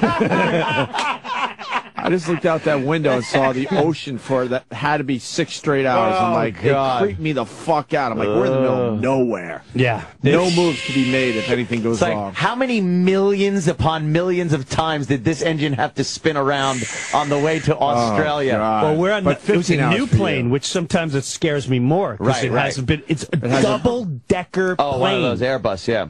It was an Airbus, so you had 2 floors. Man, that's Fuck, do they get that in the air? That's beautiful. Crazy. It's Man. insane. And you feel the plane going, Yeah. and you're going, there's no way we're gonna go in the air. We're not going fast enough. This isn't going. And you look out the window, and you think you're going 10 miles an hour, but then you see like, oh my God, we're going like 500, and it's On the ground. on the ground. Try to get off. You're so high up. You're so right. Yeah, you're so high up in that plane. You look down, it doesn't look Have you like... ever been on one of those? You're going that fast? No, not yet. I would love to try. Oh, love it was to. sick. Would you like some pajamas? Really? Yeah. Pajamas, huh? Pajamas. They get a. Would you like to? We got 40 movies. If you like to witness. Were you in first class like that whole thing? Business, which is our first. Yeah, that's your first. It was our first and then some. You get pajamas. First must be Wait, insane, what do you right? get past that? I have no. First class, you get massages. Oh, man. Jesus. You get an open bar. You get an actual bar. An actual... So you can go up to the bar and hang out. That's fucked up. Isn't that great? Isn't that How is that sick? in the air? 30,000 feet. Right. You take the plane. I always say this. You take the actual plane away, and everyone just looks silly. You'd just be standing next to a bar doing fucking 500 miles an hour, 30,000 feet in the air. I know. But then you cover everything in aluminum, and it's cool. Everything's fine. As long makes as it's in sense. aluminum. Without that aluminum, you look really silly. You think you'd You're be... just standing 500 miles an hour drinking. You think you'd be a little more scared, too? Yes, petrified. You would be fucking... No way you should be drinking at a bar. Are those sleeper seats, too? I had one flight with a crazy, sleeper right? seat where, like, I get to fucking sleep in a pod all the way to L.A.? Yeah. Holy fuck. man, Oh, so you were on a good airline, man. And Nah, XM fucked up, and then they knew they had to do something right. I came back from L.A.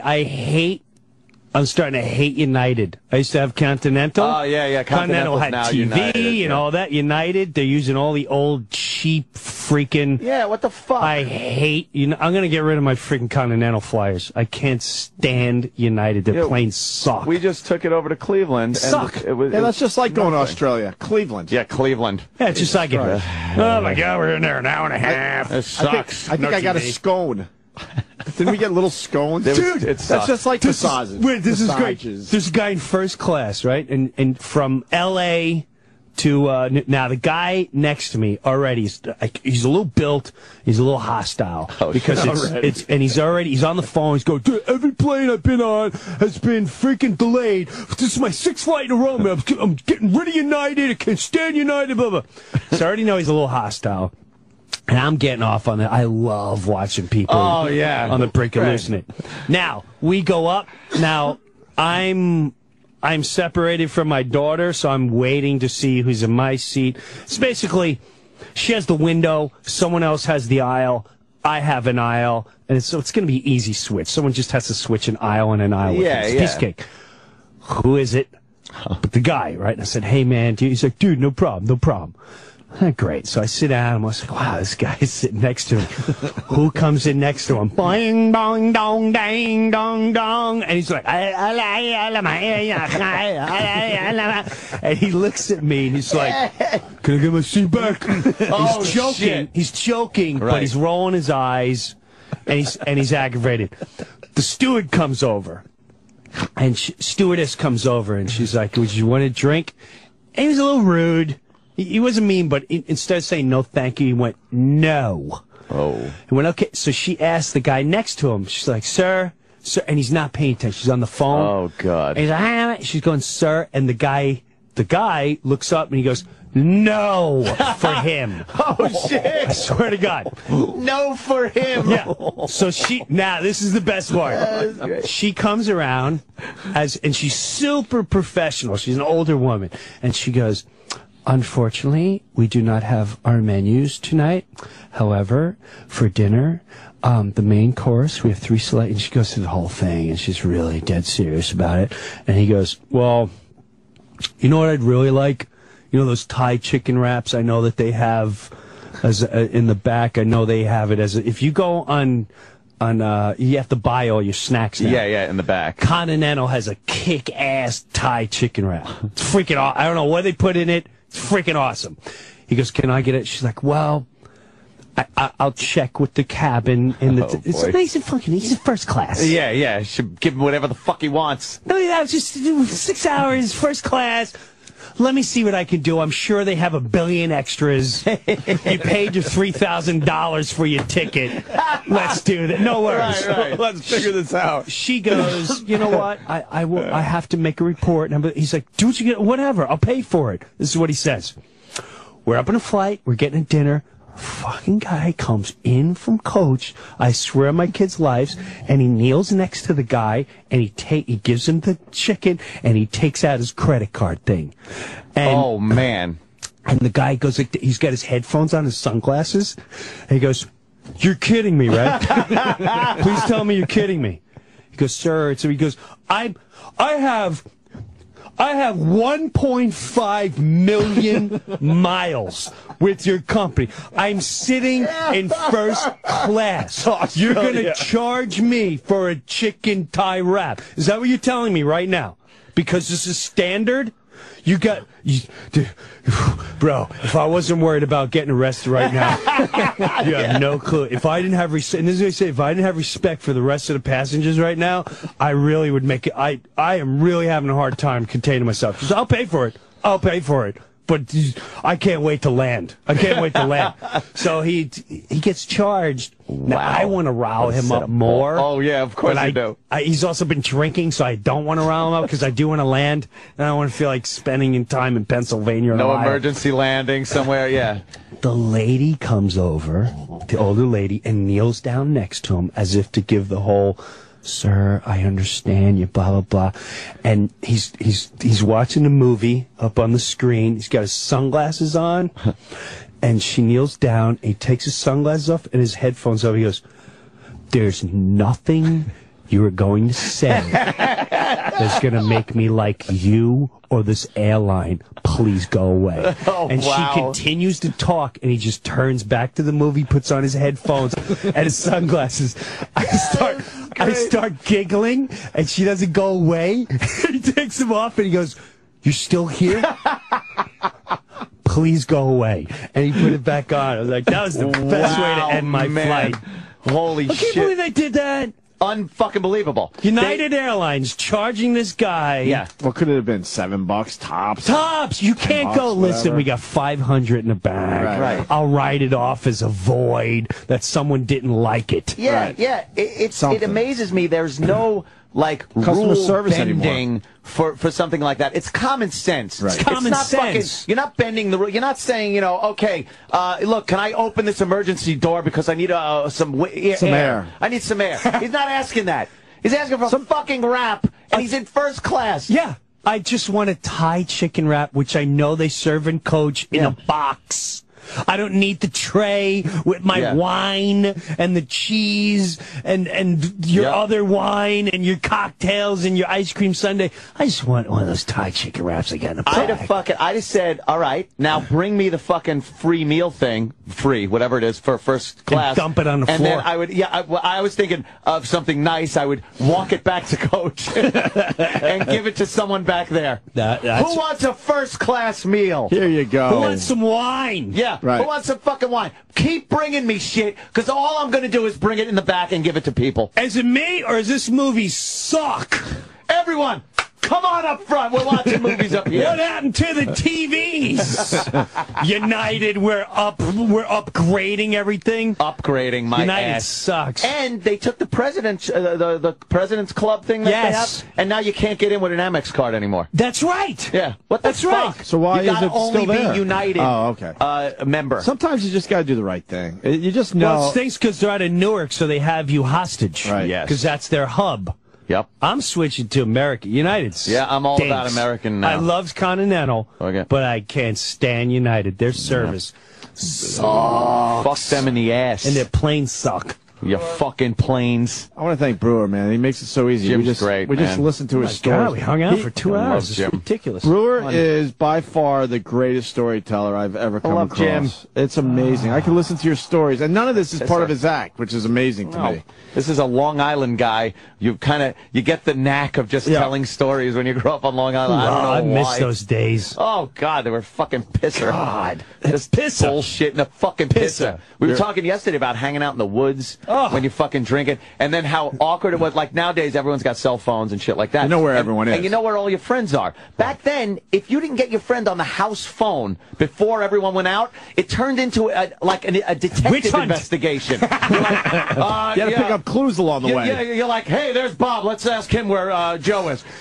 Did you see Joe? What's he wearing this evening? Was he walking north or south? Where was he? I think he went over Sue's house. All right, we'll go to Sue's house. Was there a female involved? Yes. Because that would change everything. That would change everything. Oh, yeah, that's it. Then like, all right, let's check the mall. Guy wheeled out with a chick. Right. He's not fucking hanging tonight. I told him I was bringing the Injustice for All tape. But that was it. You had to track down your friends. Yeah. All night. You're driving around, you go, is that him? I think that's fucking him. You said that you need to get it by a certain time. Yeah, you had to get him on the house phone and make plans. Right. You gotta make. Now it's like you fucking text, hey, where are you? I'm here. All right, I'll be there in 5 minutes. It was like by fucking like 6 or 7 o'clock. You better have gotten him on the phone. You would hang out at your house waiting for that house phone to ring, you know, and then you're like, oh, that's me. All right, I'll give it I'll give it another half hour because it'll make my night a lot easier. And then finally, you would have to venture out without the proper phone calls coming in. Yeah, then it's like, fuck. All right, we'll make it up as we go along. You were literally trying to fucking track him down, but the old That's for me. Don't touch it! Don't touch it! Don't fucking touch it! Hello? Yeah, fucking hanging out, dick. What else am I gonna do? Yeah. Fucking hanging out. Where are you going? I don't know. We'll fucking drive around, look for chicks. That always works. Gene hanging out? God, dude, he's a pisser. Gene's such a pisser. You got money for fucking beers? We got to all chip in. We got to all chip. Dude, I told you I don't have work for like 2 weeks. And I'm not fucking drinking Meisterbrow tonight. I want fucking Michelob. Oh, you didn't care. But you didn't care. Beer was fucking... I thought I was classy when I'd walk in a party with Michelob. It's like, fuck you with your Bud and Millers. I got Michelob. I'm a class act. Gold seal on the top. Yeah, it's got gold paper around the fucking top. You fucking piece of shit. Michelob fell a little short, didn't they? Yeah, well, what are you going to do? They had good marketing back then. I was a classy fuck. Back then, because we all felt like we had a better beer. Beer and cheese Doritos. Oh, man. What a night. What a night. You were fucking set. Oh, what a night. Late September. You would just fucking go out. Yeah, you make your plans like that. All right, I'll catch you later, man. I'll catch you later. And then you hung up, and that was it. I'm going out. Where you going? I'm going out. Got my double D batteries in my boombox. Fresh. Yeah, I got fresh batteries. Yeah. It's going to last at least 2 hours. At least 2-3 hours. It starts getting, as the night goes on, you feel the worst.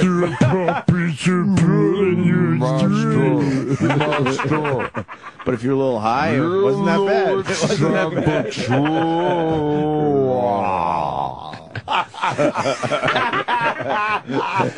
Oh my god! I used to also have the worst. I always had the worst system in my car.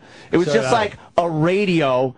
And then I had the speakers weren't. It was one speaker with both left and right channels just twisted onto it. It sat in the middle of my bench seat in my Nova, and bouncing on the speaker were like old French fries and rocks from the beach and shit, just bouncing on my speaker. I sucked. I was the worst. I'd have a boombox in the back seat. Oh, that's nice. After a while, just stick in the back seat, and that was my radio. Rock, and that would run on batteries. It was run on double D batteries. You'd recharge the batteries, though. Did you have a recharger?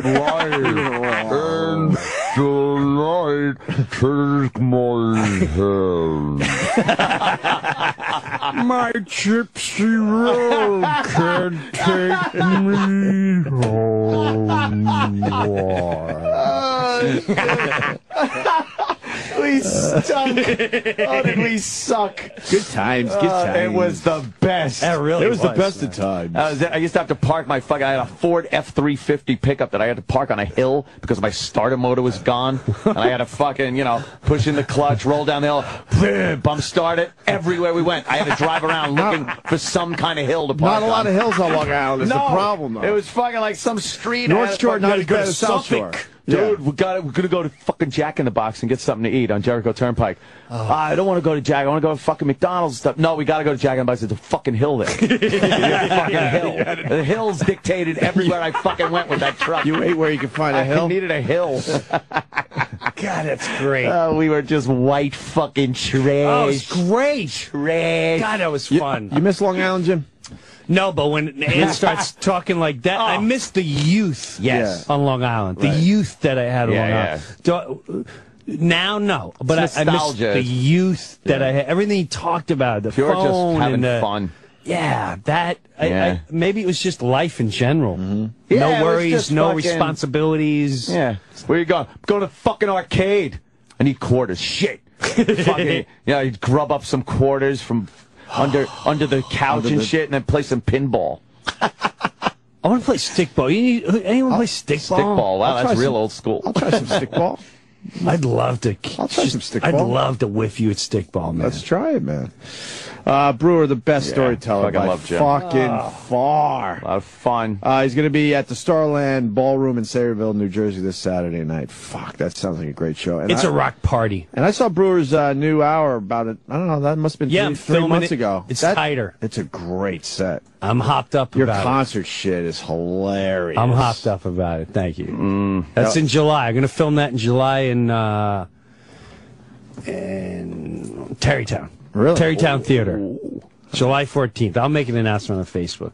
All right, good. JimBrewer.com, too. He's got a really good website. So he's putting videos and shit up there. Yes. I would love to tell everybody. What? Where's this coming from? Believe me, I know. Please. Live reads. Oh, wait a minute. No, I like this because it's Steven Singer. We like all our sponsors, and his famous gold-dipped roses. Yes, Steven Singer's got the perfect gift for a Mother's Day. It's a gold-dipped rose. Oh, yes, it's a real rose dipped in pure 24-karat gold. Get it for your mom, your mother-in-law. It's the gift that lasts a lifetime.